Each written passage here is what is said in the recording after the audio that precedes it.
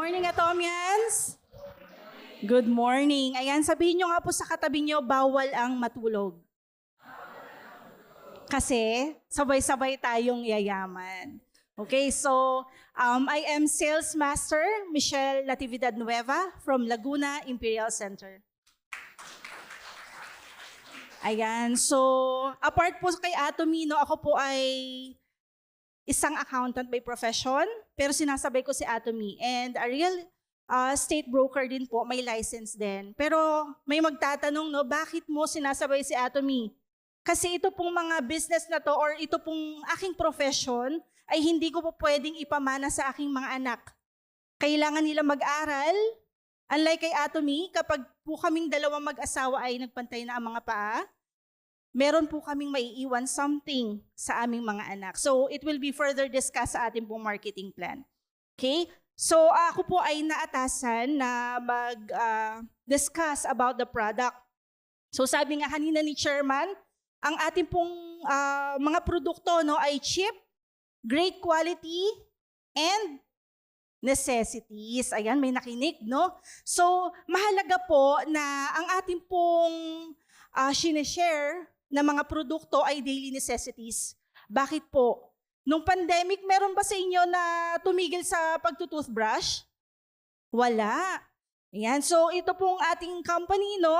Ang ating pong mga produkto ay tinatawag na pandemic proof, and even sa Russia, kahit na gano'n na sila katagal na nag-war, di ba? Still, si Atomy, Russia is still fighting din. Okay, so hindi sila nagsasara. So ganun po ka-stabilize yung ating pong company. So ang ating pong company ay nag-offer po ng absolute quality at absolute price na product. So when you say absolute quality and absolute price, kapag po inihambing nyo siya sa same quality, hindi nila kayang ipantay yung presyo. Sasabihin nila, ay lugi naman kami dyan. Pero dun po sa katulad po ng mga partners namin na bago, they are already aware what is organic products, no? So nung inalok namin sila na ganito yung presyo ni Atomy, abang sabi po nila ay mura. Because they understand. So kapag po may nagcha-challenge sa inyo na ang mahal ng produkto ng Atomy, try to research more. Kasi tayo po yung tagapagtanggol ni Atomy, kumbaga tayo yung lawyer niya pagkadating sa market. Siyempre bilang Atomy, hindi tayo papayag na sabihin ay mahal ang ating produkto. Kasi pagdating na lang sa mga produkto natin, for example sa absolute cell active natin, sa ibang produkto po nasa 80,000 to 100,000 yun. Sa atin ay 11,100 lang. Okay. So plus ano pa yon? PV. No? Yung PV natin eventually ay magiging commission. Okay, so ito po yung ating platform. So ang bawat isa po sa atin, mayroon po ba ditong hindi pa member? Ayan, so lahat po ay member na. So I hope na nabuksan natin yung atin pong app. So mas madali siyang tandaan ngayon, ph.atomy.com. So kung nasa ibang bansa sila, papalitan nyo lang yung PH, no? 2 letra ng bansa nila. So for example, Canada, CA naman sa kanila, US is US. Okay? So ganyan po yung ating yung ating pong app kapag binuksan natin siya. Okay. So next, ang concept po behind Atomy is mastige. 2 word po ito, pinagsama, mas, ibig sabihin, ito po yung target consumers, tayo po ito. And then prestige is the word, yung tige is derived from the word prestige, meaning high quality. Okay? And then, we are also using the global sourcing and global sales na strategy. So sa Pilipinas po, we are proud na nakakapag-distribute na tayo ng Atomy Organic Coconut Sugar. So si Atomy po is giving equal opportunity across the countries around the globe na sila po yung mag-offer ng mga produkto. Titingnan muna nila kung maganda ba yung resources, maganda ba yung dinaanan na proseso. So tayo po mga Pilipino, may assignment tayo. Pag-pray natin na madagdagan po yung ating GSDS products. Kasi sa Pilipinas po, alam naman natin ang Pilipinas ay hindi mahirap, tama? Yan. So we are also blessed with our natural resources. Ang kailangan lang natin is for us to have yung mga manufacturing companies natin na maganda rin yung kanilang may offer na way of processing para pumasa po sa standard ni Atomy. Okay, so featured products natin, dalawa po. Ito po yung Atomy Plasma Alpha and the Atomy Calcium. Okay, so before I proceed, let us watch muna this video. Do you know the difference between dementia and Alzheimer's? Alzheimer's is one of several diseases affecting the brain that can cause the condition known as dementia. Dementia refers to memory and thinking problems that gradually get worse and get in the way of day-to-day life. Dementia can involve many different symptoms. Not everyone living with dementia will experience it in exactly the same way. People often talk about dementia and Alzheimer's as the same thing. That's probably because Alzheimer's is the most common disease that causes dementia. However, it is only one of a range of possible causes. People living with any one of these diseases can experience the symptoms we call dementia. Every day, our researchers are working hard to make breakthroughs for all of the diseases that lead to the condition. Ayan. So, yung atin pong video na napanood is regarding the Alzheimer's. Okay? So, ang Alzheimer's po is a brain disorder in which memory and thinking skills are slowly destroyed. So, dito unti-unti, no, na nade-destroy yung ating, yung even yung memory. For example, naalala niyo po doon sa mga naka-attend sa Success Academy natin in MOA, di ba, meron pong picture na pinakita. Tapos, aalamin niyo, kakabisaduhin niyo kung ano yung pagkakasunod-sunod. So, unti-unti, hindi natin namamalayan, nagiging makakalimutin na tayo.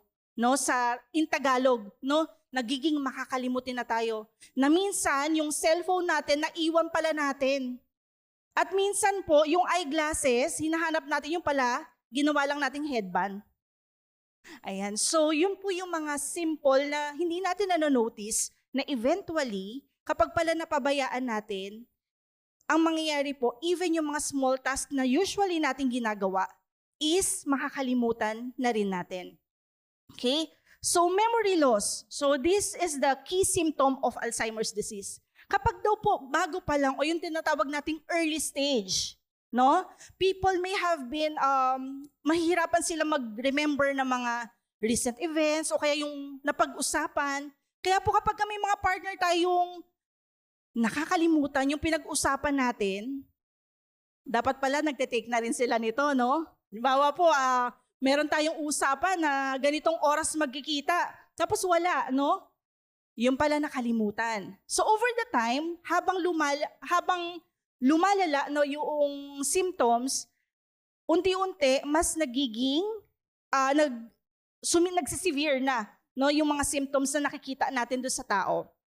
Okay? So ito po, no, yung dalawa po dito na nakikita natin is this is the healthy brain versus the brain na merong Alzheimer's. So dito po makikita ninyo, dikit-dikit, no, yung ating brains. While in this one, para na siyang tuyot, no? Para na po siyang tuyot and makikita nyo may mga gaps na po siya in between.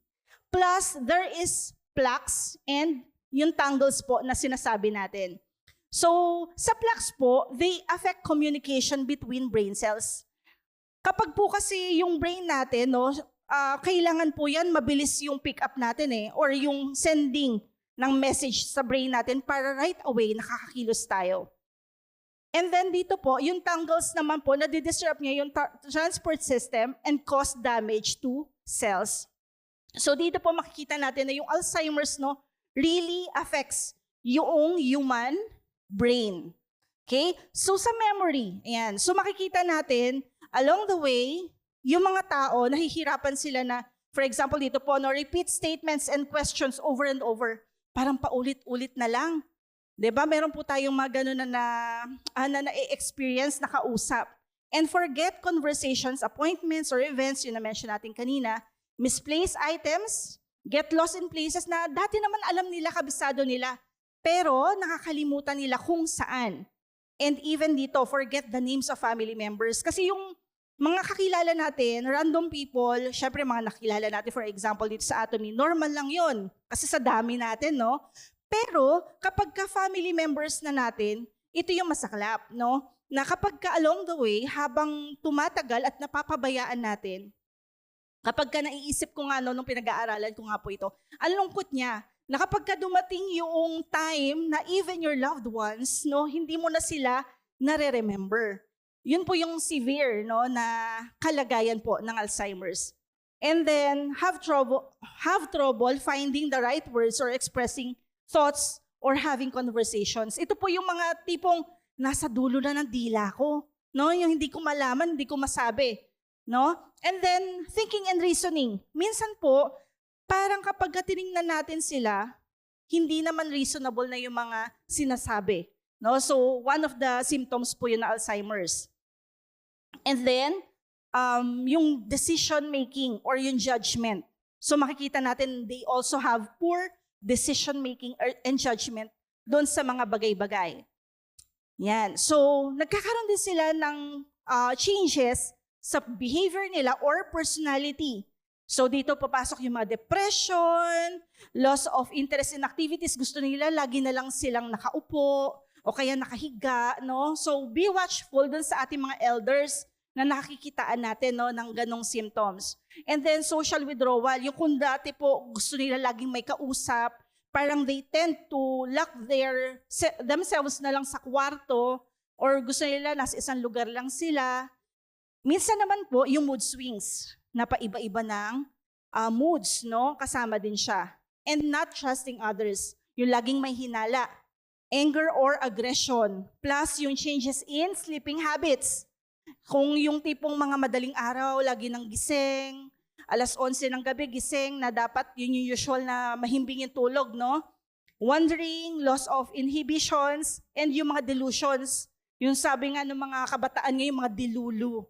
Yan. So, yan po, yung ilang mga changes sa personality and behavior ng mga taong may Alzheimer's.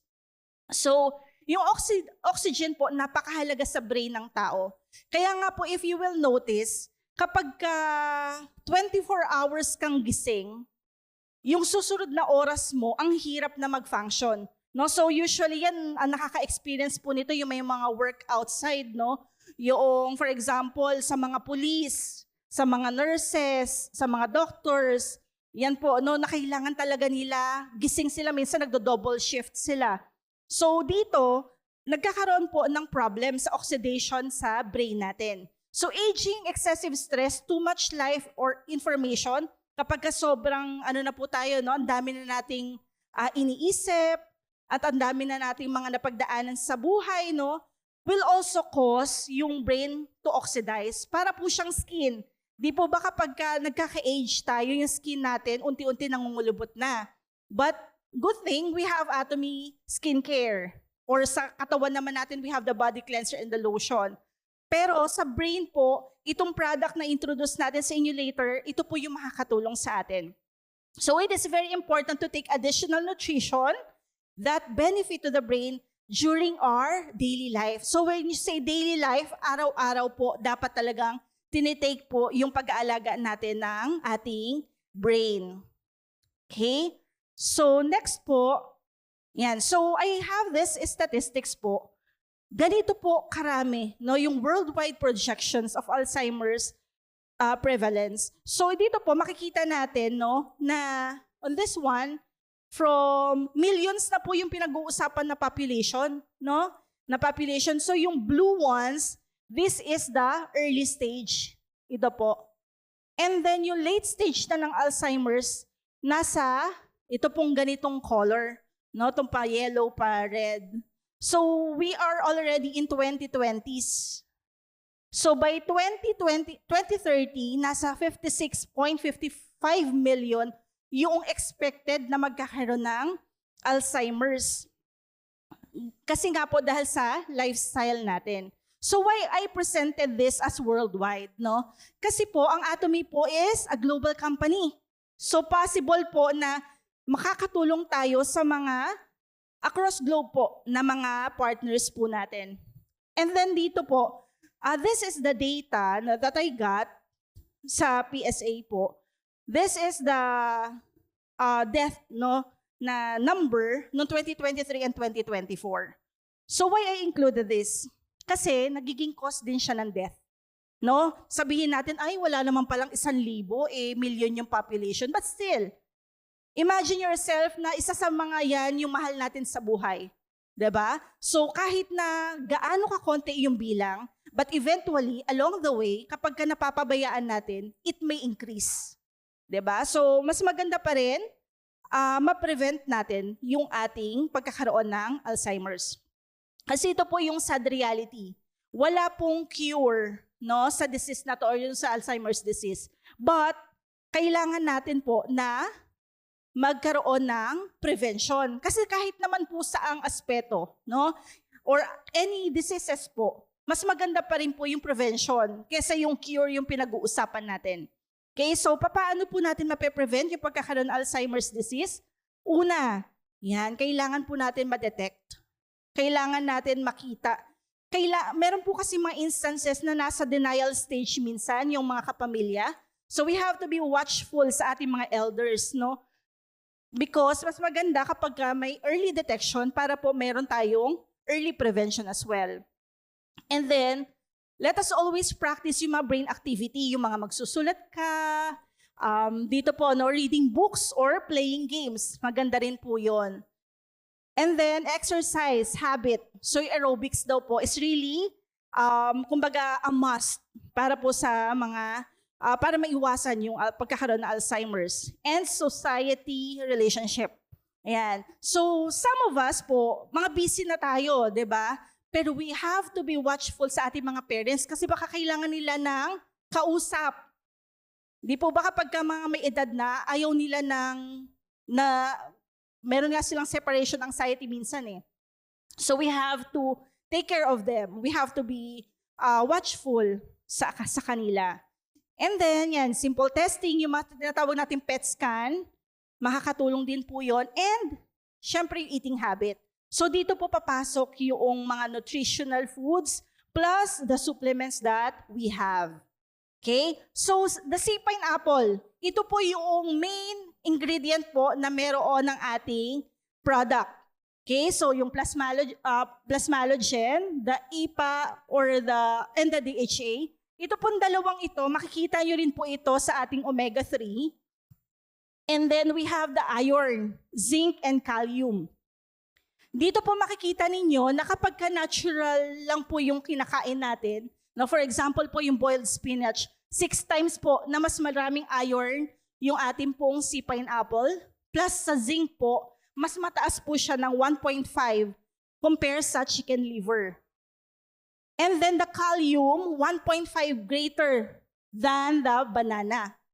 So maganda po yung ating produkto. Yung plasmalogen, ito po yung nagde-deteriorate or nagde-decrease habang tumatanda po ang tao. Okay? So ano ba yung plasmalogen? So dito po nakikita na kailangan po siya sa brain at saka sa heart natin. So we have yung cellular structure niya na nag-influence yung fluidity, thickness, and yung sa property po ng brain natin. Kasi po, di ba nakita nyo kanina, kailangan siya dikit-dikit na wala siyang patlang. So it will really help na maging maayos yung brain po natin. Plus yung proper oxidation. And yung ating pong neurotransmitter na nire-release through the plasmalogen. Okay? So dito po makikita natin na nakakatulong siya sa brain, sa cardiovascular natin kasi nga good for the heart as well. And yung mga disease connection po natin. Kasi po kapag may deficiency po sa plasmalogen, meron pong mga kaakibat na iba't ibang sakit po na possible na magsulputan. Kasama po dito Alzheimer's, Parkinson's, more on brain po yung dinadali niya kapag kakulang tayo sa plasmalogen. And yung synthesis decline, while the body can produce plasmalogen, yun nga lang po, maunti na lang siya or kaunti na lang siya habang nagkaka-age po tayo. Kaya po mas maganda na meron po tayong supplement na maaasahan when it comes to refilling ng plasmalogen natin. So this is the Atomy Plasma Alpha. Ayan, meron na po ba nakapag-take nito? Ayan, so marami-rami na. So dito po, no, naalala ko nung bagong labas to na sold out. Yan, maganda raw po kasi yung ano nito, yung model. Naalala niyo po sinong model nito? Ayan, si Sir Nigel. Sabi namin, aba sir, na-sold out agad. Di ba? So maganda po yung ating Plasma Alpha. Okay, so ito po yung mga main ingredients niya. We have the plasmalogen, the krill oil, and the MCT oil. So yung krill oil po natin, yung krill po, ito po yung makikita natin sa pinakailalim po ng dagat and napakaliit niya. Let us always remember na mahalaga po sa atin, no, makita kung saan yung resources. Kasi the more the potent the resource is, mas maganda po yung ating produkto. Okay? And then the soft gel natin, ito po yung madalas natin meron po kami na-encounter na kapag umiinom sila ng ibang brand na supplement, they feel bloated. No? Kasi po, yung mahalaga po na yung soft gel natin ay mabilis matunaw. Kasi kung araw-araw nyo po yung iti-take, tapos nandun pa yung soft gel sa tiyan nyo, na iinom na naman kayo ng panibago, di ba? Na makikita nyo, paulit-ulit lang yan, magtatambakan siya. So dito rin, wala rin po siyang special smell and wala rin po itong aftertaste. No? Nung tinikman namin, wala siyang aftertaste. And yung heat resistance niya, kaya niya ng matagal, pero mataas. Pero ang we suggest na wag niyo po siyang expose din sa sobrang init. And it can be take even dun sa may mga gelatin allergy po. Okay? So dito, makikita natin na yung plasmalogen po kapag may Alzheimer's na di-decrease by 40%. Yan, makikita nyo po dyan sa graph na yan. Okay? And then dito po, makikita naman natin na kapag uminom or nag-take ng sea pineapple is nagkakaroon ng additional. No? This is a clinical experiment na ginawa sa plasmalogen. So kaya po makikita natin na maganda po talaga yung ating produkto. Yan. So, ang halaga po ng ating produkto is 2,200. Ang taas po ng PV, 25,000. Kaya you only have to share 12, no? Para makabuo ka ng 300,000 PV. Okay? So, next po, we have the next product. So, ano po yung nutrient na kailangan ng katawan natin? Daily. At ng mga kahit na anong edad, magmula sa baby hanggang sa matanda. Yan po ay ang calcium. So yung calcium po natin, very beneficial po sa bawat isa sa atin, no? So ang maganda po kay calcium ng Atomy, hindi lang si calcium ang meron siya. We also have the magnesium plus the vitamin D. Okay? So si calcium, ito po yung lagi nating alam natin simula nung mga bata pa tayo.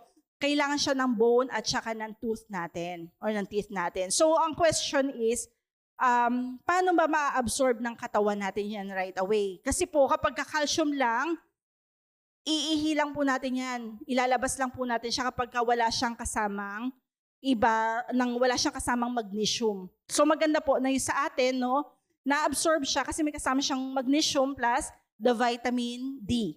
So, yun po yung ating titingnan kasi yung atin pong calcium din, doon po sa may mga lactose tolerance, ito po yung advisable sa inyo. Kasi yung iba po, ang sabi nila, kulang sila sa calcium pero hindi sila po pwede uminom ng gatas. So, this one is really a good replacement po, no, supplement natin kasi galing siya sa red algae. Okay? So, ito po yung red algae natin na talagang kilala siya for the antioxidant factor po na meron tayo. And then sa calcium po, ito po yung list ng mga benefits niya. Even the high blood pressure, cholesterol, even yung mga bukol-bukol, no, nakakatulong po na kumbaga makakatulong sa maintenance po ng katawan natin. And we have to note po yung atin pong dosage na ite-take kasi kapag too much naman na calcium, it may also have this complications po. Okay? And for the magnesium, we have this benefit po. Mahalaga rin siya sa bone, and then yung sa may mga type 2 diabetes, even sa heart, no, maganda rin po yung ating magnesium. And we have yung kung sakali po na kayo po ay hirap matulog sa gabi, maganda po yung magnesium natin.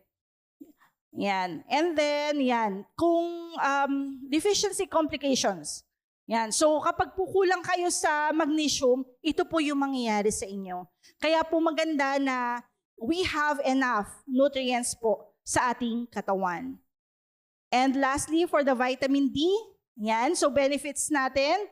Yan. So, more on focus tayo sa maganda siya sa mga may diabetes din, sa healthy bones. Yan. Ito kasi yung focus naman talaga natin.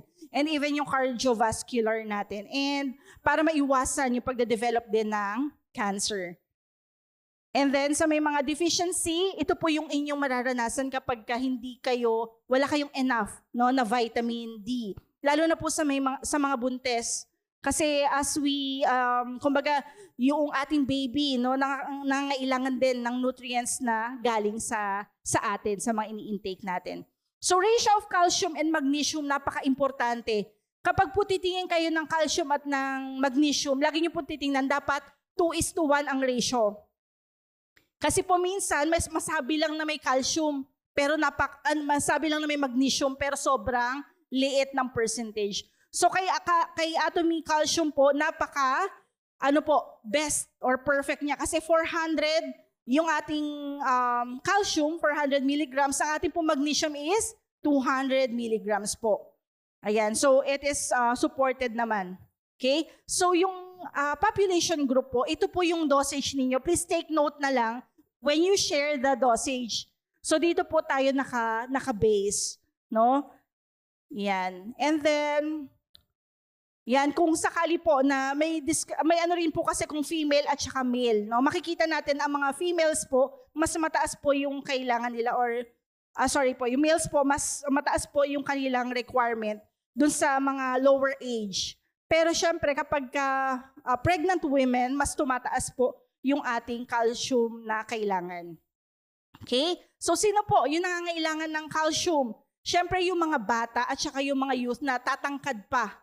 No? Kasi minsan po, kaya po pala lumiit or hindi naging enough yung pagtangkad kasi po kulang, no, sa calcium. And then of course, yung mga breastfeeding moms. And then after 30s po, mahalaga na po yung ating calcium. Plus the middle-aged and elderly people. Lalo na po yung mga nasa menopausal stage na po. No, mahalaga po sa atin tong calcium. Yan. So just comparison lang po sa mga presyo. Bukod po sa fact na synthetic po, no, yung ibang mga brands, no? So kailangan po na tayo po, ito po yung sa atin, yung 1,550, 360 tablets na po yung laman. Kaya po nung nakita ko yung ibang mga presyo, sabi ko ang mahal talaga noong mga synthetic pa. So yung sa atin, organic na, affordable pa. Yan. So yung ating pong calcium ay nagkakahalaga po ng 1,550. PV po is 19,500 po. So let me end here po. Sabi dito is your health is an investment and not an expense. So lagi po natin tatandaan yun. So to God be the glory po. This is Sales Master Michelle Nueva.